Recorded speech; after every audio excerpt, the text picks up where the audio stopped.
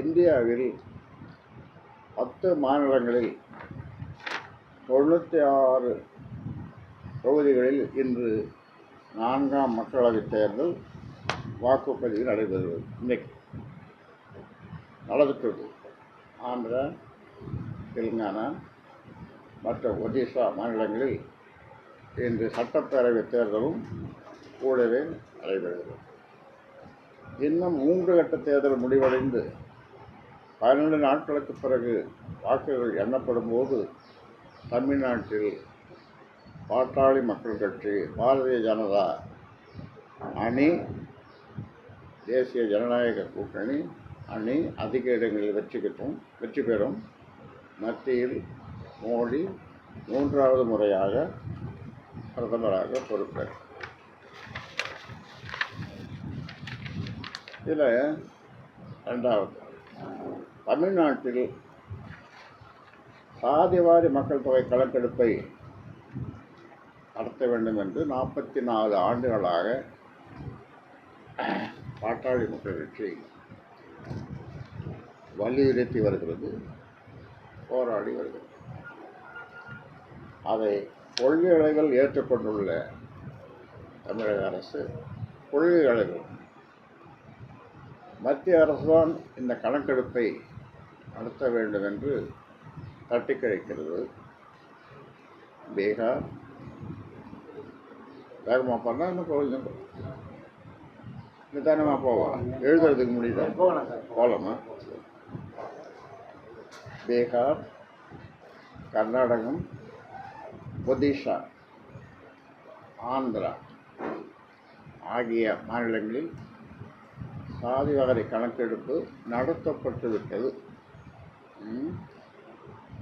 தெலுங்கானாவில் விரைவில் நடத்தப்பட உள்ளது. தமிழக அரசு இனியும் தாமதப்படுத்தாமல் நடத்த வேண்டும் என்று ஊடக நண்பர்கள் மூலமாக, ஊடகத்தின் மூலமாக தமிழக அரசை கேட்டுக்கொள்கிறேன். தண்ணி கூட. 3வது, வன்னியர்களுக்கு 10.5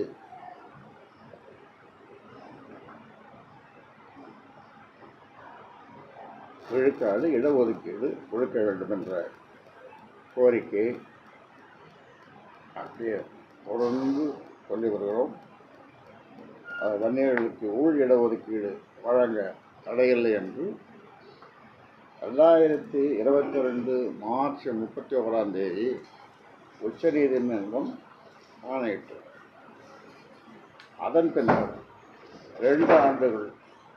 2 மாதங்கள் முடிவடைந்து விட்டன. அது ஆணையிட்டு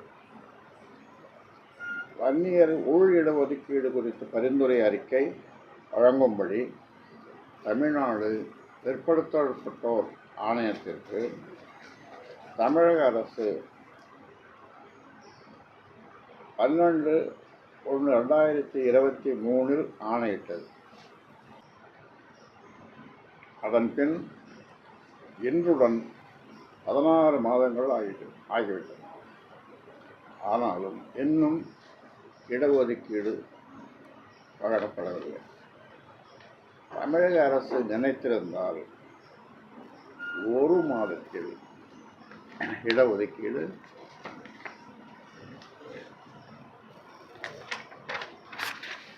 வழங்கியிருக்கலாம். ஆனால் 2 ஆண்டுகளுக்கு மேலாகியும் இன்னும் இடஒதுக்கீடு வழங்கப்படவில்லை. சமூக நீதி சார்ந்த விஷயங்களில் கடந்த காலங்களில் செய்த தவறுகளை திமுக அரசு திருத்திக் கொள்ள வேண்டும். போராட்டம் நடத்தாமலேயே முதல்வர் மு.க. ஸ்டாலின் இடஒதுக்கீடு வழங்குவார் என்று நம்பினோம். இது சம்பந்தமாக நேரில் நான் பார்த்தேன், பல கடிதங்கள் எழுதினேன். அன்புமணி பல முறை சந்தித்தார். அவரும் பல கடிதங்களை எழுதினார். குழுக்களாக போய் பார்த்தார்கள். கௌரவ தலைவர் தலைமையிலே போய் பார்த்தார்கள். ஆனாலும் கூட ஒன்றும் நடக்கும். இடஒதுக்கீடு வழங்குவார் என்று நம்பினோம். ஆனால் நம்பிய எங்களை கைவிட்டு விட்டார். பயனேதும் கிடைக்கவில்லை. எனவே வன்னியர் இடஒதுக்கீடு கோரி போராட்டம் நடத்த தீர்மானித்துள்ளோம். தேதியை விரைவில் முடிவு செய்து அறிவிப்போம்.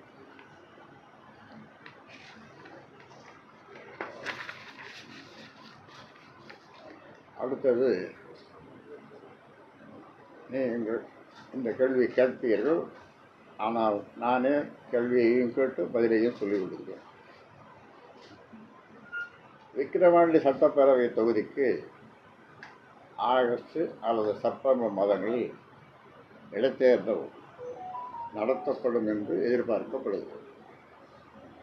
இந்த தேர்தலில் பாமக போட்டியிட வேண்டும் என்று விழுப்புரம் மாவட்ட நிர்வாகிகள் வலியுறுத்தியுள்ளனர். தலைமைக்கு இந்த கோரிக்கையை பாட்டாளி மக்கள் கட்சி சாதகமாக பரிசீலித்து விரைவில் முடிவெடுக்கும். அதோடு கூட்டணி கட்சிகளுடன் கலந்து பேசிய பிறகு இது குறித்த முடிவை எங்கள் கட்சியின் முடிவை அறிவிக்கும். தொடர்ந்து பல அறிக்கைகள், பல பதிவுகள் நான் சொல்லியிருக்கிறேன். அதாவது மேகதாது அணையை தடுத்து நிறுத்த வேண்டும், காவிரி ஆற்றின் குறுக்கே மேகதாது அணையை கட்டியே தீர்வோம் என்று கர்நாடகம் கூறி வருவது கண்டிக்கத்தக்கது. இது நடுவர் மன்ற தீர்ப்புக்கும் உச்சநீதிமன்ற தீர்ப்புக்கும் எதிரானது.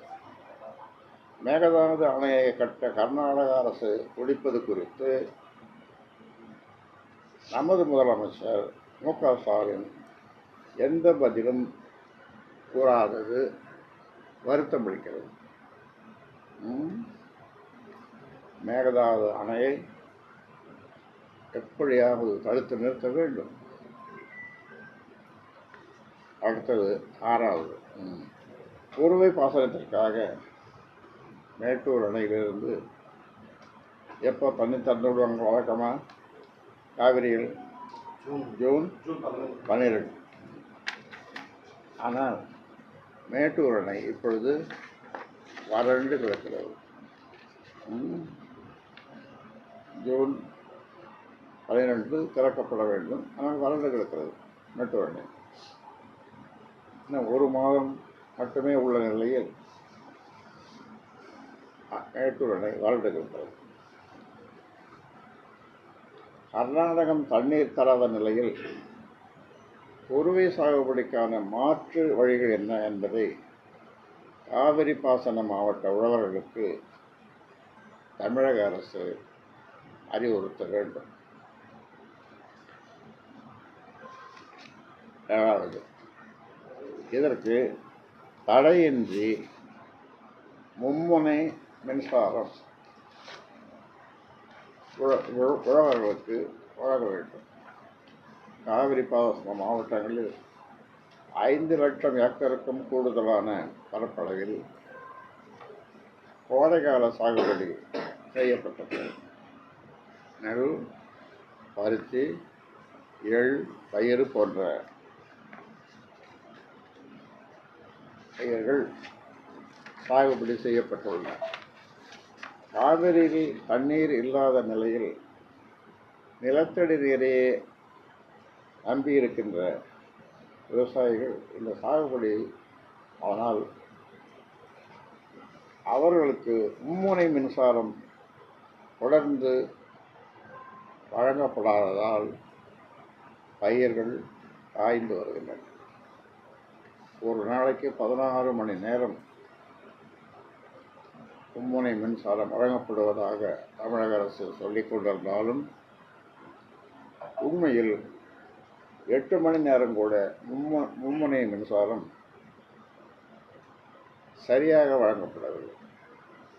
இந்த நிலையை மாற்றி அவர்களுக்கு 24 மணி நேரமும் மும்முனை மின்சாரம் வழங்க அரசு முன்வர வேண்டும்.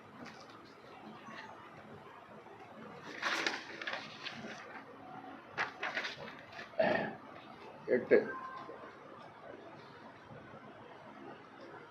எங்கள் ஊடகத்தில் வந்தது தான், செஞ்சி ஒழுங்குமுறை விற்பனை கூடத்தில் மழையால் நெல் மூட்டைகள் நனைந்தது நமக்கெல்லாம் வேதனை எடுத்தது. அங்குள்ள கிடங்குகளில் உள்ள உழவர்களின் மூட்டைகளை அடுக்க அனுமதித்திருந்தால் அதை அனுமதிக்காமல் வணிகர்கள் வாங்கிய மூட்டைகளை வைக்க அனுமதித்துதான் இருக்கிறது. காரணம், இது குறித்து ஒழுங்குமுறை விற்பனை கூட அதிகாரிகள் மீது விசாரணை நடத்தப்பட வேண்டும். அனைத்து நேரடி நெல் கொள்முதல் நிலையங்களிலும் 10,000 மூட்டைகளை அடுக்கி வைக்கும் அளவுக்கு கிடங்குகள் கட்டப்பட வேண்டும். இது பல ஆண்டுகளாக தொடர்ந்து நான் சொல்லி வருகிறேன். இன்னும் 9வது, வட மாவட்ட வளர்ச்சிக்காக ஒரு சிறப்பு திட்டம். தமிழ்நாட்டின் சராசரி தனிநபர் வருமானம்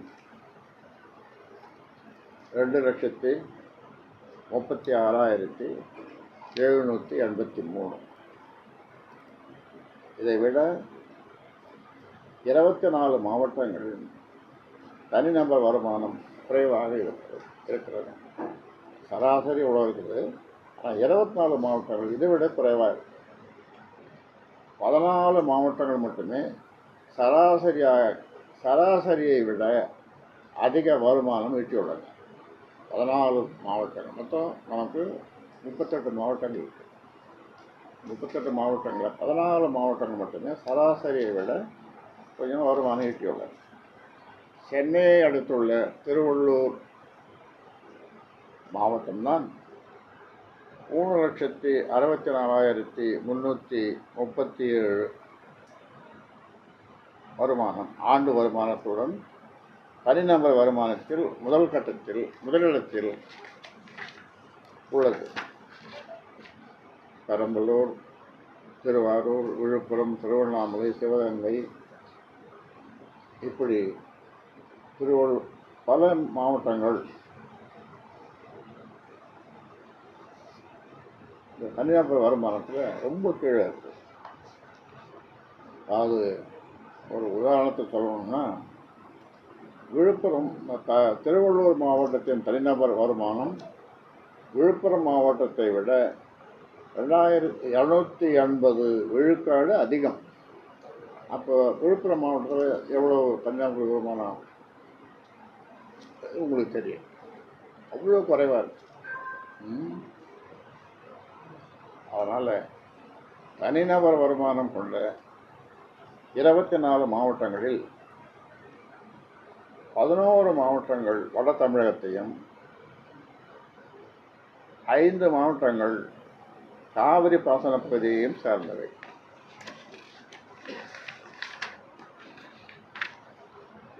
தனிநபர் வருமானத்தில் வடக்கு மற்றும் காவிரி பாசன மாவட்டங்கள் பின்தங்கி இருப்பது இப்போது ஏற்பட்டதல்ல. நாம் சுதந்திரம் பெற்று 77 ஆண்டுகள் ஆகியிருக்கும். திமுகவும் அதிமுகவும் 57 ஆண்டுகளாக ஆட்சியில் இருக்கிறார்கள். ஆக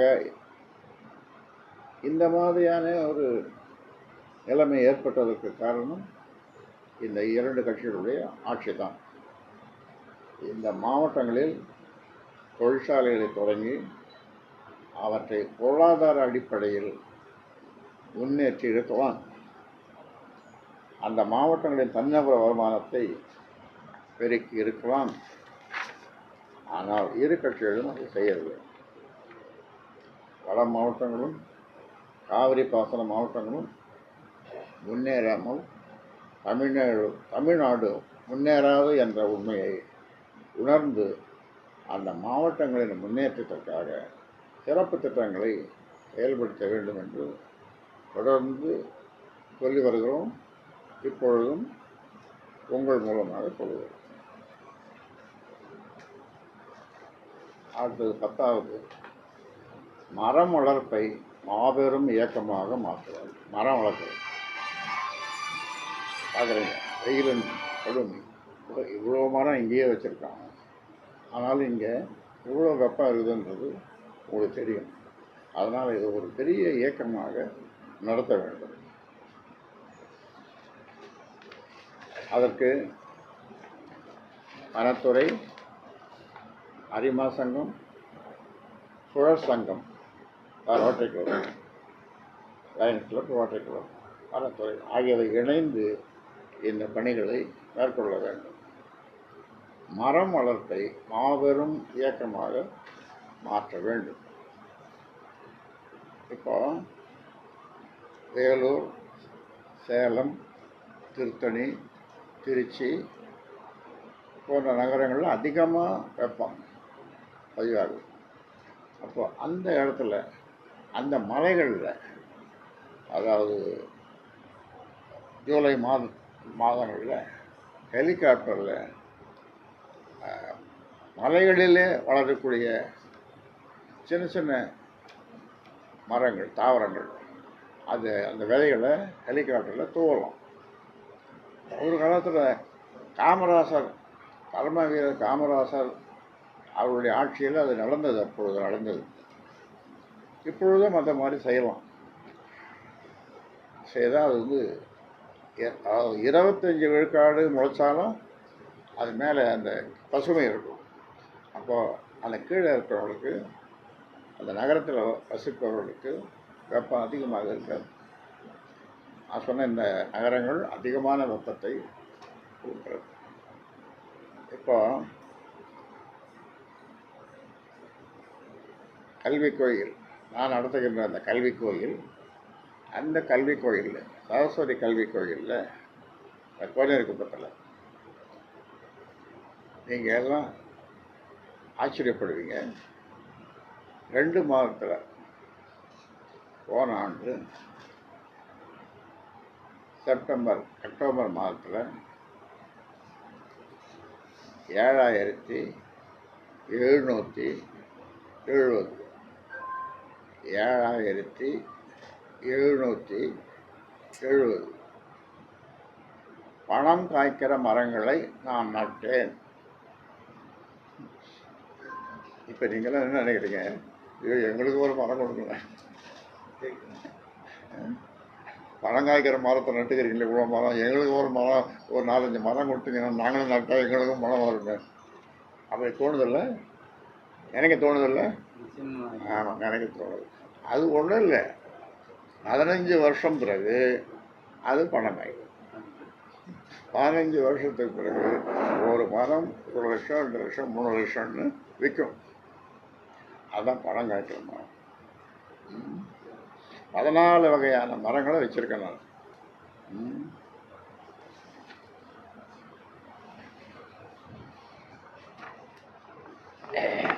நீங்கள் ஒரு நாளைக்கு அது போய் பாருங்களேன். எல்லாரும் இப்போ யாராவது உங்களை ஒரு டூர் மாதிரி, நம்ம கல்வி கோயில டூர் மாதிரி அழைச்சிட்டு போய் ஒரு நாளைக்கு இவங்களை ஒரு ஞாயிற்றுக்கிழமை இவங்களை அழைச்சிட்டு போய் காட்டேன். இந்த இது போன்ற ஒரு கல்வி கோயில், மரம் செடி கொடிகள் தமிழ்நாட்டில் எந்த வளாகத்திலையும், எந்த கல்லூரியிலையும், எந்த பள்ளிக்கூடத்திலையும், எந்த பல்கலைக்கழகத்திலையும் இல்லை என்று முடிவுக்கு நீங்களே சொல்லுவீர்கள். அதை பார்த்துட்டு ஒரு நாளைக்கு நீங்கள் ஒரு டூரிஸ்ட் மாதிரி போகட்டும். நீங்கள் மட்டும் இல்லை, குடும்பத்தோடு, அதிலும் குறிப்பாக குழந்தைகள்.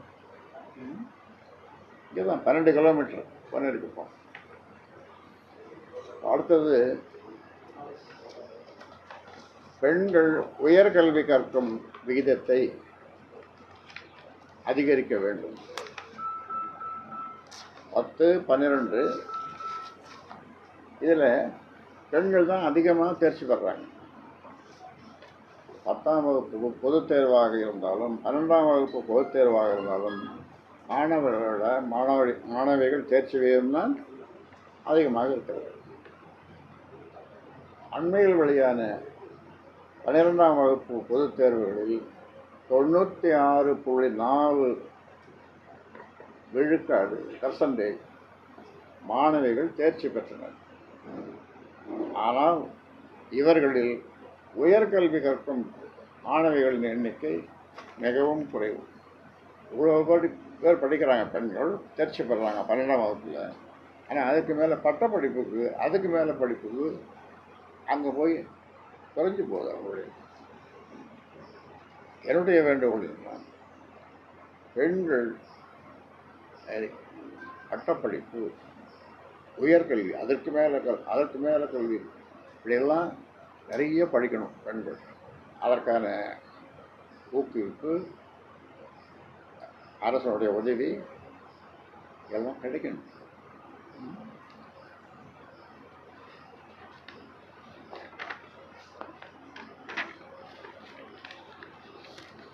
ஒரு 100 மாணவிகள் 1ஆம் வகுப்பு சார்ந்தாங்கன்னு வச்சுக்கோங்க. 1ஆம் வகுப்பில் அவர்கள் 47.3 விழுக்காடு மாணவிகள் தான் பட்டப்படிப்பில் சேருகின்றனர். இது கவலை அளிக்கிறது. சரியா? அதாவது மகளிர் உயர்கல்வி மாணவர் சேர்க்கை விகிதத்தை அடுத்த 5 ஆண்டுகளில் இதை குறைந்தது 60 விழுக்காடாக உயர்த்த அரசு நடவடிக்கை எடுக்க வேண்டும்.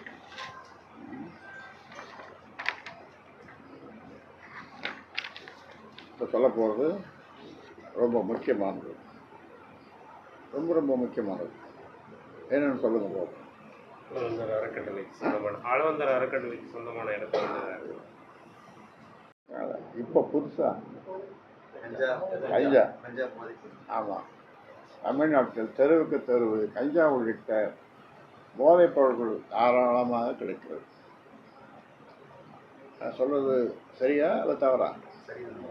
சரிதானே? நடுநிலைப் பள்ளிகளில் படிக்கும் மாணவர்கள் கூட, நடுநிலைப் பள்ளிகள் 8ஆம் வகுப்பு, 9ஆம், 7ஆம், 8ஆவது, அந்த மாணவர்கள் கூட கஞ்சா புகைத்து விட்டு பள்ளிகளுக்கு வருவதாக நான் கேள்விப்படுகிறேன். தமிழக அரசு நினைத்தால் கஞ்சா விற்பனையை ஒரு வாரத்தில் ஒழித்துவிட முடியும்.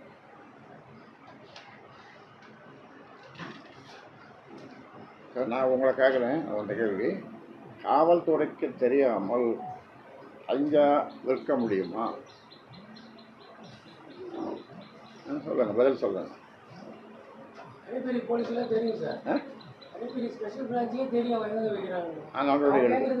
நடவடிக்கை எடுக்கல. அதான் காவல்துறைக்கு தெரிந்தே தான் கஞ்சா விற்பனை செய்யப்படுகிறது.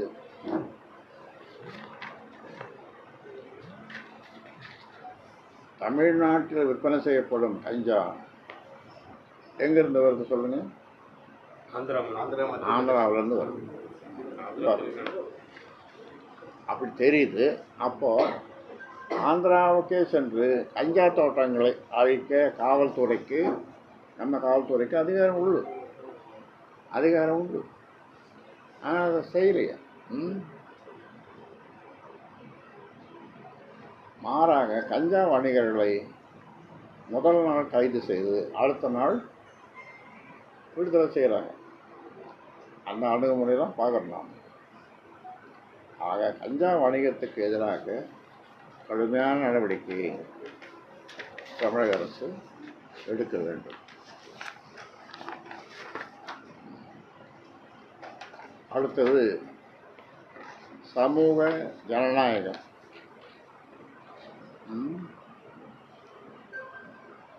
சமூக ஜனநாயகம், சோஷியல் டெமோக்ரஸி, ஆங்கிலத்தில் சொல்லணும்னா சோஷியல் டெமோக்ரஸி. இதுதான் பாட்டாளி மக்கள் கட்சியினுடைய கொள்கையாக ஒவ்வொரு தேர்தல் அறிக்கையிலும் நாங்கள் சொல்லி வரோம். இதனுடைய சுருக்கமான பொருள் என்னன்னா, எல்லோரும் எல்லோரும் எல்லாமும் பெற வேண்டும், எல்லோரும் எல்லாமும் பெற வேண்டும். இங்கு இல்லாமை இல்லாத நிலை வேண்டும், இங்கு இல்லாமை இல்லாத நிலை வேண்டும். இதுதான் பாட்டாளி மக்கள் கட்சியினுடைய கொள்கை. இந்த இலக்கை எட்ட சமூக ஜனநாயக கொள்கை தான் சிறந்த வழி என்று பாட்டாளி மக்கள் கட்சி தொடர்ந்து சொல்லி வருகிறது. ஒவ்வொரு தேர்தல் அறிக்கையிலும் நாங்கள் சொல்லி வருகிறோம். இது என்ன சோஷியல் ஜஸ்டிஸ் அப்படின்னா, சமுதாயத்தின் ஒவ்வொரு குடிமகனும் சுதந்திரமான நீதியான வாழ்க்கையை வாழ வேண்டும் என்பது சமூக ஜனநாயக கொள்கையின் அடிப்படையாகும். சமூக ஜனநாயகத்தின் இலக்குகள் சுதந்திரம், சமத்துவம் மற்றும் நீதி, சமூக ஒருமைப்பாடு. இதுதான் ரொம்ப முக்கியமானது. எல்லாமே இந்தியாவை விட மிக மோசமான நிலையில் இருந்த ஐரோப்பிய நாடுகள் இன்றைக்கு இவ்வளோ தூரம் பொருளாதாரம் மற்ற எல்லாவற்றிலையும் வளர்ந்திருக்கிறது, வல்லரசாக ஆகியிருக்கிறது என்றால் அதற்கு காரணம் இந்த சமூக ஜனநாயக கொள்கையை அவர்கள் பின்பற்றியது. இது எந்தெந்த நாட்டில் இந்த சமூக ஜனநாயகம் கொள்கை கடைபிடிக்கப்படுகிறது? சோஷியல் ஜஸ்டிஸ், சோஷியல் டெமோக்ரஸி எந்தெந்த நாட்டில் இருக்குன்னா, உலகத்தில் 51 நாடுகளில் இந்த சோஷியல் டெமோக்ரஸி இருக்குது. ஸ்காண்டினேவியன் நாடுகள், கண்ட்ரீஸ்ன்னு சொல்லுவோம். அதாவது பின்லாந்து, நார்வே, ஸ்வீடன், அயர்லாந்து போன்ற ஐரோப்பிய நாடுகள், பிரேசில் போன்ற லத்தீன் அமெரிக்க நாடுகள், இங்கெல்லாம் இது போன்ற 51 நாடுகளில் இந்த சோஷியல் டெமோக்ரஸி இருக்குது. அதனால் அந்த நாடு எல்லா வகையிலும் வளர்ந்துருக்கு. வறுமை ஒழிந்து செழுமை நிறைந்து அமைதி நிலவுகிறது. வறுமை ஒழிந்து செழுமை நிறைந்து அமைதி நிலவுகிறது அந்த நாட்டில். தமிழ்நாட்டையும் அத்தகைய தூர உன்னத நிலைக்கு கொண்டு செல்ல வேண்டும் என்பதற்காகத்தான் சமூக ஜனநாயக கொள்கையை பாட்டாளி மக்கள் கட்சி பெருமிதத்துடன் கடைபிடித்து வருகிறது, கொள்கையாக ஏற்றிருக்கிறது. இப்போ உங்களுடைய கேள்வி கணைகள் எந்த கேள்வி வேணாலும் கேளுங்க, ஒவ்வொருத்தருக்காக அவர் கேள்வி சொல்லுங்க.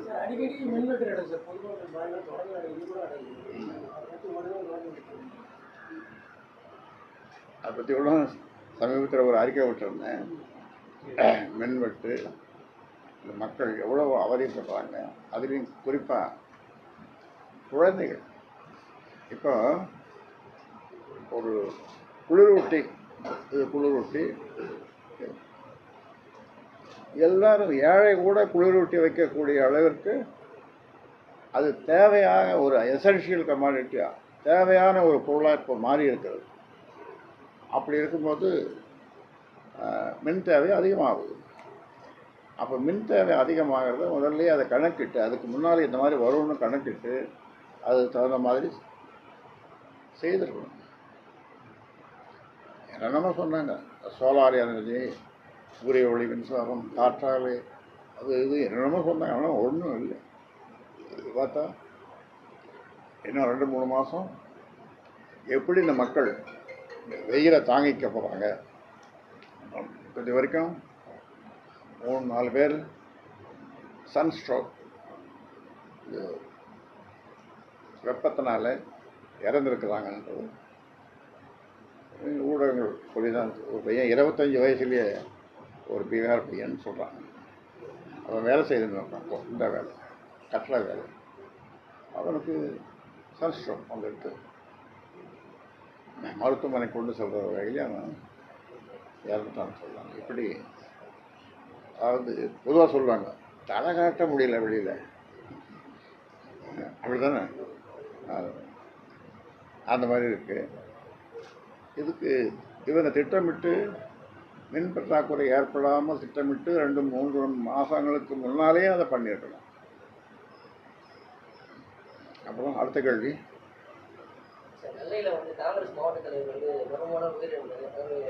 என்ன சொல்கிறேன், நெல்லை மாவட்ட காங்கிரஸ் தலைவர் ஆமாம் உயிரிழந்திருக்கார். இது வந்து கேஎன் நேருவோட சகோதரர் ராமஜி கொலை வழக்கம் இதுவும் ஒரே மாதிரி இருக்குதுன்னு சொல்லி போலீஸார் முதல் பேசுறதை கண்டுபிடிச்சிட்டாங்க. ஆனால் இன்னும் தொடர்ந்து குற்றவாளி கைது செய்யப்படாது. ரொம்ப பரிதாபமான ஒரு இது.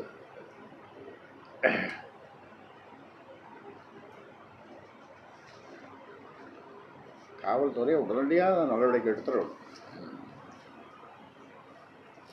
அடுத்த கேள்வி, தமிழகத்துல பல்வேறு கோவில்களை பார்த்தீங்கன்னா அறநிலைத்துறை புதிதாக கைப்பற்றுது. அது குறிப்பாக பார்த்தீங்கன்னா வட மாவட்டத்தில் இருக்க கோவில்களை அதிகமாக கைப்பற்று இருக்கிற கோவில்கள் பழைய கோவிலே வந்து செய்யறது இல்லை.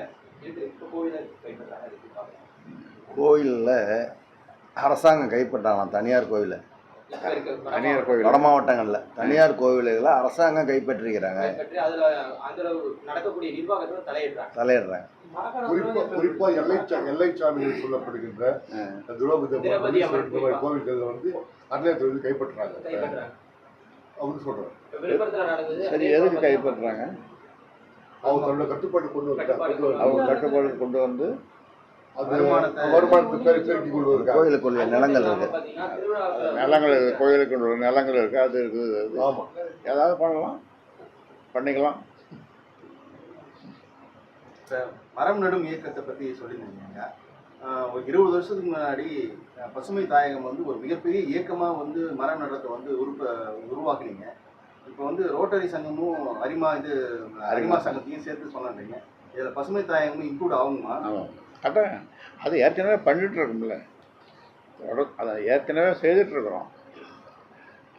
இவங்களை இப்போ இருக்கிறவங்கள நாங்கள் இந்த அரிமா சங்கம், ரோட்டரி கிளப், லயன்ஸ் கிளப் அவங்கள கேட்டுக்கிறோம். இப்போ நீங்கள் ஒரு ப்ரெஸ் கிளப் வச்சுருக்கீங்களே, நீங்கள் ப்ரெஸ் கிளப்புக்கு சார்பாக ஒவ்வொரு ஆண்டும் மழை வர்றதுக்கு முன்னால் வந்து நீங்கள் எல்லாம் சேர்ந்து ஒரு 100, 200, 500 மரங்கள் நீங்கள் வைக்கலாம். ப்ரெஸ் கிளப் சார்பாக, விழுப்புரம் மாவட்ட ப்ரெஸ் கிளப் பத்திரிகையாளர் சங்கத்தின் சார்பாக நீங்கள் எங்கே ஒரு பள்ளிக்கூடத்தில் அப்படின்னு வைக்கலாம். நேற்று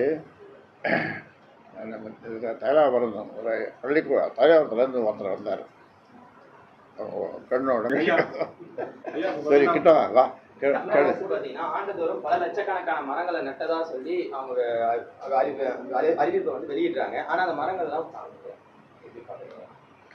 அது வனத்துறை தான் கேட்கணும். அவங்களுக்கு கேட்டு பதில் சொல்லட்டுமே. வனத்துறை கேட்டு, அதாவது அந்த காலத்தில் நான் சொல்கிறது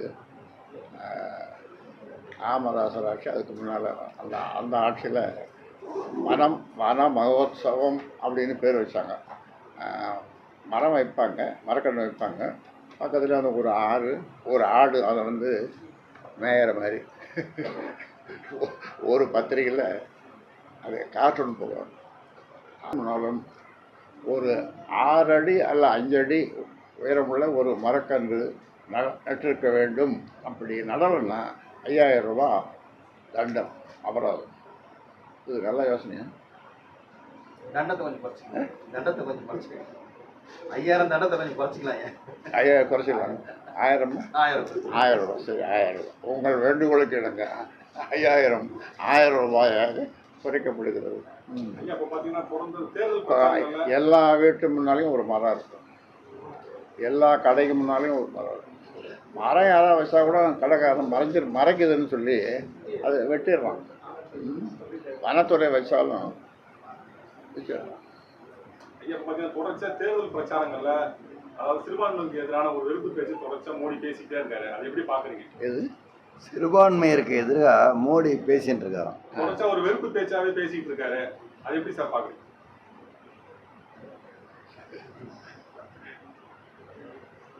ஒவ்வொரு கட்சியும் ஒவ்வொரு விதமாக பேசுவாங்க தான். அது தேர்தல் நேரத்தில் அப்படி பேசுவாங்க.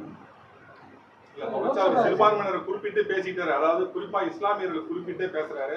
இந்த மாதிரி வந்து இந்துக்கள்கிட்ட இருந்து எடுத்து இஸ்லாமியர்கிட்ட கொடுத்துருவாங்க, இடஒதுக்கீட்டை கொடுத்துருவாங்க, 2 மாடு தான் ஒரு மாடு எடுத்து கொடுத்துருவாங்க அப்படின்ற மாதிரி தொடர்ச்சியா இஸ்லாமியர்களை குறிப்பிட்டே அவர் பேசிட்டு இருக்கிறது ஒரு சரியான பிரச்சார அணுகுமுறையா பாக்குறீங்களா?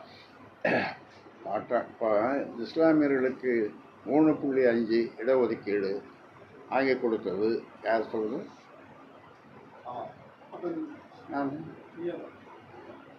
நான் தான் வாங்கி கொடுத்தேன். 3.5%. கலைஞர் ஆட்சி அவர் முதலமைச்சராக இருந்தார். ஒரு 6 இடத்துல இதே மாதிரி பேசினேன், போராட்டம் பண்ணுவேன். அது கடைசியாக திருச்சியில் பேசினேன்.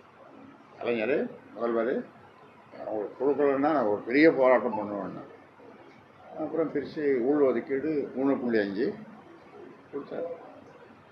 ஆனா மோடி வந்து அதாவது வந்து மத ரீதியா இடஒதுக்கீடு கொடுக்க மாட்டோம் அப்படின்னு சொல்றாரு. அவர் கேட்க வேண்டியது. சார், தமிழ்நாட்டில் கல்வி தேர்தல் +2 + 10th ரிசல்ட் வருது. தரம் உயர்ந்திருக்குன்னு நினைக்கிறீங்களா? தமிழ்நாட்டோட பசங்களோட தேர்ச்சி விகிதம் அதிகமாக இருக்குன்றது கொஞ்சம் விழுப்புரம் மாவட்டமே பார்த்தீங்கன்னா ஏற்கனவே ரொம்ப பின்தங்கி இருந்தது. சார் அடிக்கடி சொல்லுவீங்க டாஸ்மார்க்கில் ஃபர்ஸ்ட்லேயும் கல்வியில் பின்தங்கி இருந்துன்னு சொல்லுவீங்க. இப்போ கடந்த தேர்தல் முடிவுகள் வந்து அதாவது மார்க் பார்த்தீங்கன்னா தேர்வு முடிவுகள் நல்ல இடத்துல வந்திருக்கு. தமிழ்நாட்டோட கல்வித்தரம் எப்படி இருக்குன்னு நீங்கள் பார்க்குறீங்க? தமிழ்நாட்டினுடைய கல்வித்தரம் அதாவது நான் தொடர்ந்து சொல்கிறது தான். இந்தியாவிலே பெரிய பணக்காரன் யார்? அத்வானியா?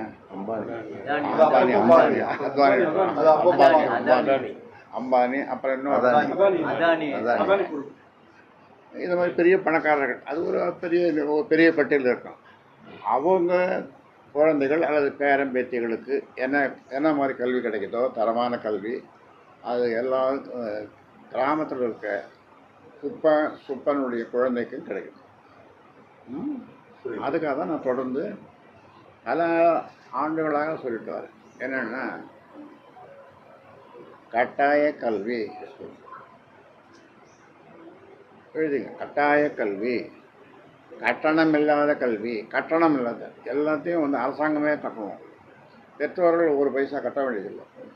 இப்போ நீங்கள் உங்கள் பிள்ளைங்களுக்கோ தம்பி தங்கைகளுக்கெல்லாம் எந்த கட்டணம் எவ்வளோ இருந்தாலும், அது எந்த கல்லூரியில் இருந்தாலும் ஃபீஸ் கட்ட வேண்டியது அரசாங்கம் கட்டணும். கட்டணம் இல்லாத கல்வி.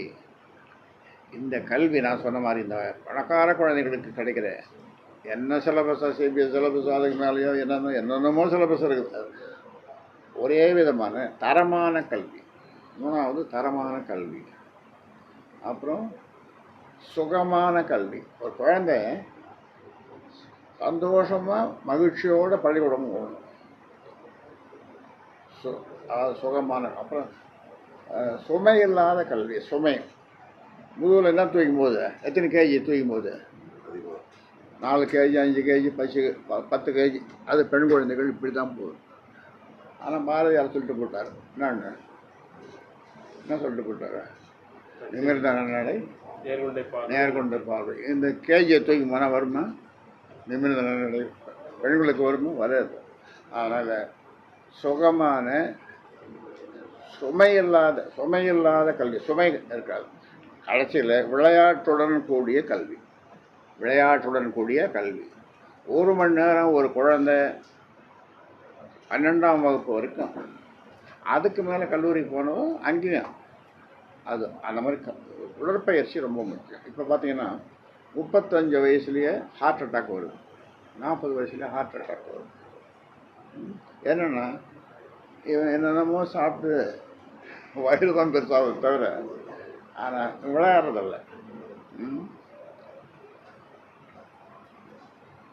இந்த கோத்தாரி கமிஷன் 1964 கோத்தாரி கமிஷன் என்ன சொன்னாங்கன்னா,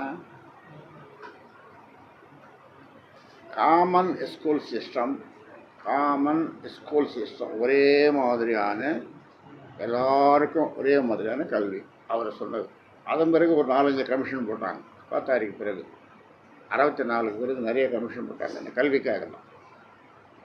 அதில் இன்னொன்று சொன்னார் அவர், common school system, neighbourhood school system. Neighbourhood அதாவது உங்கள் குழந்தை அல்லது அவருடைய குழந்தை அவர் 2 கிலோமீட்டர் பக்கத்தில் எந்த பள்ளிக்கூடம் இருக்குதோ அந்த பள்ளியில் சேர்த்தணும். அது பெரிய இதுதான் பெருசு. தமிழ்நாட்டிலேயே வந்து தரம் அதிகமாகுதுன்னு சொன்னால் அவர் குழந்தைக்கு இடம் கொடுக்கணும்.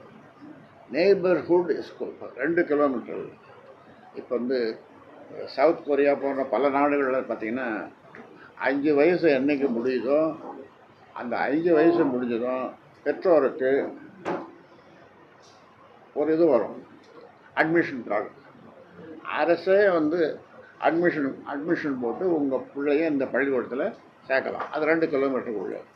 இந்த மாதிரிலாம் இருக்குது உலகத்தில் கல்விக்காக. ஆனால் இங்கே அதெல்லாம் இல்லை. லோக்சபா தேர்தலுக்கு அப்புறம் அதிமுக பிளவு முடிச்சு அமைச்சர் ரகுபதி சொல்லியிருக்காரு, திமுக அமைச்சர். இந்த கேள்விகள்லாம் நான் பதில் சொல்ல விருப்பம் இல்லை. அது எனக்கு தேவையானதும் அல்ல. இன்னொன்று கடைசியாக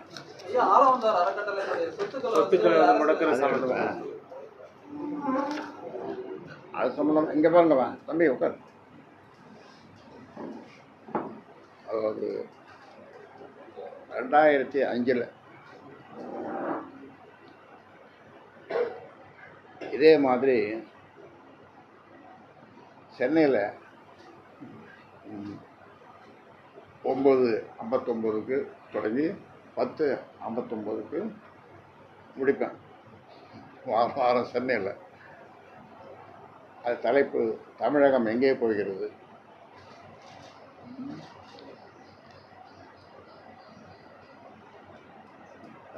தலைப்பு வந்து மக்கள் பிரச்சனைகளில் டாக்டர் ஐயா.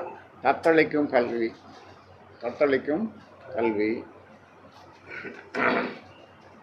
அடுத்தது பண்பாட்டு சீரழிவுகள். அப்புறம் சமூகம் சில பதிவுகள்.